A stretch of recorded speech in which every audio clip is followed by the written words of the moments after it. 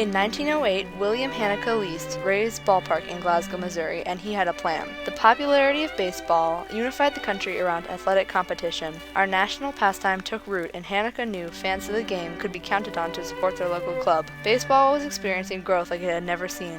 Estimates said as many as 300,000 fans per day witnessed a ball game at some level in the United States. Technology fueled the expansion of the game as telegraphed game results were passed to even the most remote locales. Newspapers were sought-after sources for their coverage of the national game. Crowds were known to gather and watch what was called a playograph, a large billboard structure where telegraphed accounts were played out by stick figure men. Baseball was building a national reputation, and name recognition of the game's professionals escalated. Cobb, Mathewson, and soon Ruth would become fan favorites everywhere, even with people who had never actually seen these stars perform. Hannaca started his own team in Glasgow and named them the Hannaca Blues. This all-black nine played a schedule with neighboring towns and occasionally opposed barnstorming teams looking to capitalize on Glasgow's location and industry. A 17-year-old John Donaldson was the star of the team. Currently, there are no known games when he did not strike out at least 15 batters. In the first reported game Donaldson pitched, he broke his catcher's hand with a blazing fastball, a glimpse of what he would become known for the next 30 years of his career. Nobody in Glasgow could have seen the career Donaldson would have even with a crystal ball.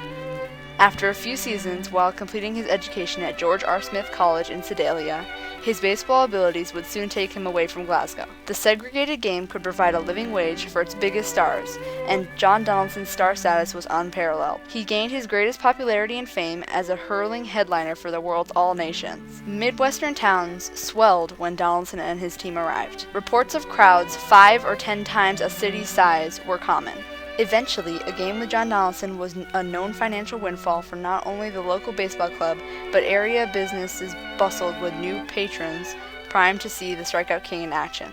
During this era, battery work, meaning the abilities of the pitcher and catcher, were the main attraction of the game. In the Spalding Guide, an annual publication cherished by the fans, Harry Neely of the Detroit Times said, "The public has come to appreciate good pitching and effective battery work to a degree that is doubtful if any increase in batting would meet popular approval." This sentiment seems to be the opposite of today, where massive homers and dazzling fielding plays help bolster the game's popularity. In the era of John Wesley Donaldson, pitching was king, and John Donaldson should have been fitted for a crown. Glasgow's Hannaca Blues started Donaldson on an unparalleled baseball career throughout segregated America.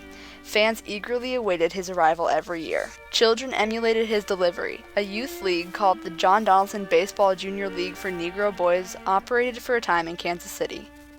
Baseball fans called him a hero. His popularity became legendary in the history of the game. Together, we will restore his legacy.